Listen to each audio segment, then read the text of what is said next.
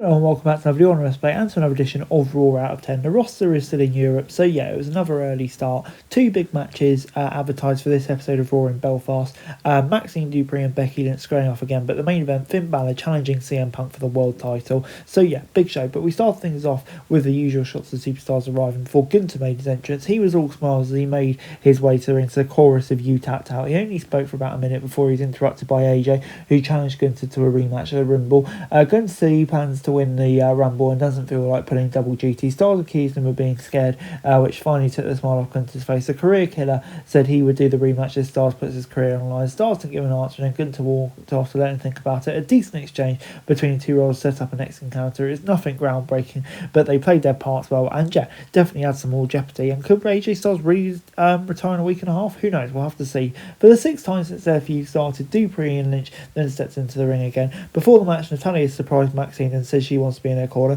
The man took control momentarily, but Dupree took her down with a Fez press and almost had her in an ankle lock. Lynch was sent out of the ring and taken down with a cannonball from the apron. Even though she might not be a level of main roster talents, you could see Dupree has improved. Working with a veteran like Lynch has really helped her, and training with Natalya in real life too. Dupree has been putting a lot of work in and definitely improved. She's a lot more confident the way she moved around the ring, and having Lynch have a dance partner helped it even more. This might not end up on many lists as best match of the week, but you know, it's probably one of the best they've done, and part of the reason why is it had the fewest awkward moments. Natalya's betrayal of Dupree was predictable but done well. Having Dupree see it right in front of her eyes before turning around and taking Lynch's finisher was a good way to tie up this feud and begin a new one. Natalya attacked Dupree and Lynch left her with the title, officially turning her heel and kicking off her and Dupree's feud. The crowd was on Maxine's side as Natalya beat her down mercilessly. So yeah, I'm going to give it a 6 out of 10.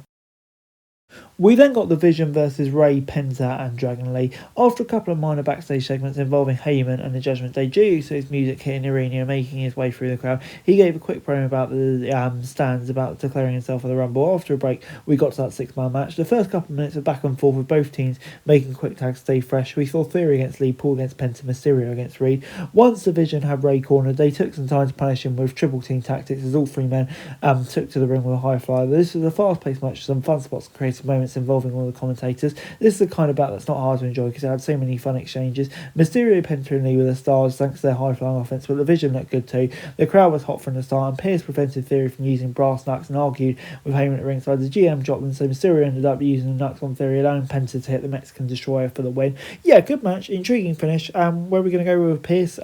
Would Scrap Daddy get in the ring again? Who knows? But yeah, 7 out of 10. I enjoyed this for what it was.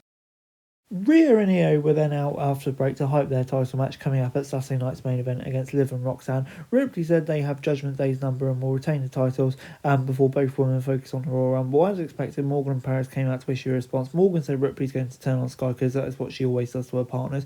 Rhea Ripley attacked Rodriguez from behind to kickstart a 3-on-2 assault. Judgment Day ended up getting the better of Rio. This felt like a copy and paste segment we've seen hundreds of times. It wasn't bad, but it wasn't anything to write home about either. They weren't given such time to work with, so yeah, can't really blame the talent. As we then moved on to Bayley and Lyra Valkyria having a backstage segment where they both talked about entering the Rumble before we went to the ring for El Grande Americano versus Javon Evans. The young OG came for this bout with victories over Rhea and Bravo, so he was looking to go 3 for 3. They began with a quick exchange of takedowns and penitence, but neither man could get there better than a 1.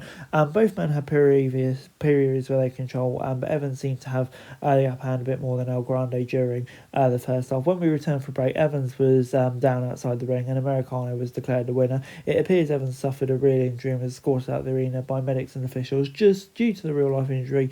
Yeah, not really going to agree with a grade, but hopefully Evans is okay. As we then moved on to our main event, CM Punk against Balor, of course in Balor's home country. Balor came out to a huge ovation with the old entrance music, which is cool. I didn't have anyone from the Judgment Day with him. When they first locked up, Punk was getting booed when he took Balor down with a headlock. They had a pretty clean exchange during the first half. They were focusing on the wrestling more than the striking, but it was just a matter of time before they started taking chops and punches. The Irish crowd was firmly in Balor's corner as he started the upbuilding head of steam. The kicks were all on their feet when Balor kicked out the GTS. A well-paced match that didn't try to be anything other than a good showcase of two talented wrestlers. It was especially nice to see Finn work as more of a babyface against spending his last few years as a heel. Punk kicked out the coup de grace and managed to hit the GTS for the win, crushing the dreams of the crowd.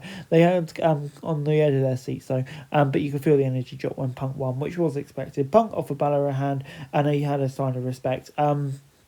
Hopefully it leads to a permanent face turn for Balor, but we'll have to see. But overall, this match was really good. I'm going to give it an 8 out of 10. Overall, Raw this week gets a 6 out of 10 from me. It's pretty average, but yeah, the main event made it feel like a big episode of Raw. Of course, Evans getting injured was a bit of a downer, but Dupree Lynch was really good.